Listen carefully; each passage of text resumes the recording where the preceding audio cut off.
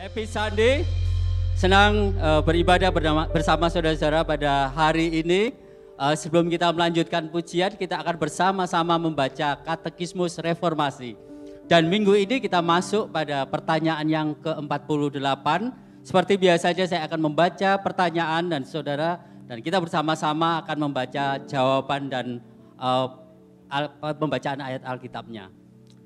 Pertanyaan 48, apakah gereja itu Allah memilih dan memelihara baginya sebuah komunitas yang ditetapkan untuk kehidupan kekal dan disatukan oleh iman yang mengasihi, menaati, menyembah dan belajar dari Dia bersama-sama.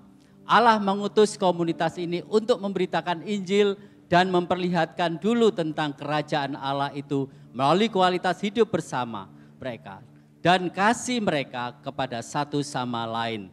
2 Tesalonika 2 ayat 13, akan tetapi kami harus selalu mengucap syukur kepada Allah karena kamu saudara-saudara yang dikasihi Tuhan, sebab Allah dari mulanya telah memilih kamu untuk diselamatkan dalam roh yang menguduskan kamu dan dalam kebenaran yang kamu percayai. Baik, silakan duduk saudara. Saudara-saudara yang dikasihi Tuhan, banyak orang yang kurang memahami secara benar apakah gereja itu. Mereka banyak berpikir bahwa gereja itu adalah sebuah gedung atau tempat ibadah, denominasi, institusi. Saudara, di dalam perjanjian baru, kata gereja itu berasal dari kata eklesia, artinya adalah kumpulan orang di satu tempat. Saudara, secara universal memang setiap orang yang percaya dan mengaku Yesus Kristus sebagai Tuhan itu adalah menjadi bagian dari gereja. Tetapi Alkitab secara khusus merujuk itu adalah kumpulan dari orang-orang Kristen di satu tempat. Saudara-saudara, gereja adalah tubuh Kristus, di mana Kristus itu adalah kepalanya. Gereja juga disebut sebagai bangsa yang kudus, imat-imat rajani, dan umat kepunyaan Allah yang sudah diadopsi oleh Allah melalui Yesus Kristus. Saudara, sekalipun gereja adalah kumpulan orang-orang yang dikuduskan melalui Yesus Kristus, tetapi saudara, di dunia ini tidak ada gereja yang sempurna dengan jemaat yang sempurna dan pemimpin yang sempurna. Kalau mungkin suatu saat saudara menemukan gereja yang sempurna dan saudara masuk di dalamnya, maka gereja itu menjadi tidak sempurna karena Anda. Benar saudara?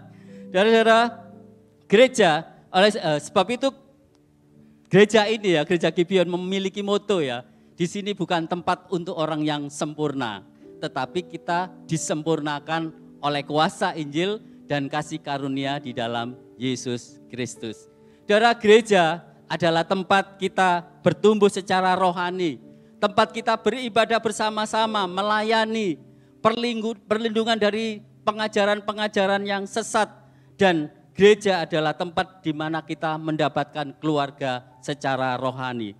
Dan terlebih lagi saudara, gereja adalah alat terakhir yang Allah gunakan untuk mencapai tujuannya di bumi. Yaitu apa saudara? Membangun kerajaannya. Ada quote yang menarik yang mengatakan demikian.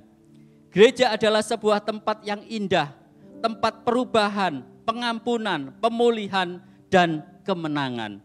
Kehidupan gereja tidak dihitung dari berapa jumlah anggotanya, melainkan berapa luas dampaknya dan berapa jumlah orang yang diubah kehidupannya. Amin. Mari kita sama-sama bangkit berdiri. Saudara, sebelum kita berdoa, mari kita sama-sama merenungkan.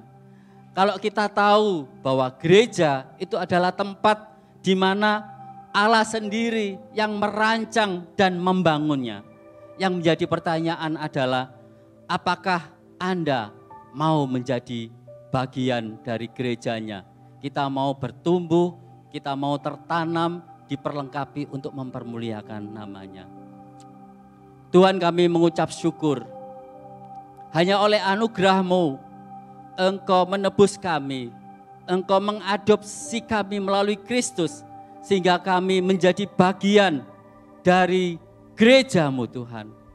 Tuhan, biarlah hari ini kami mau lebih berkomitmen, setia, dan kami mau bertumbuh serta terus diperlengkapi melalui gereja-Mu, sehingga hidup kami semakin berbuah dan mempermuliakan nama-Mu. Terima kasih Tuhan, hanya di dalam nama Bapa, Putra, dan Roh Kudus kami sudah berdoa. Amin.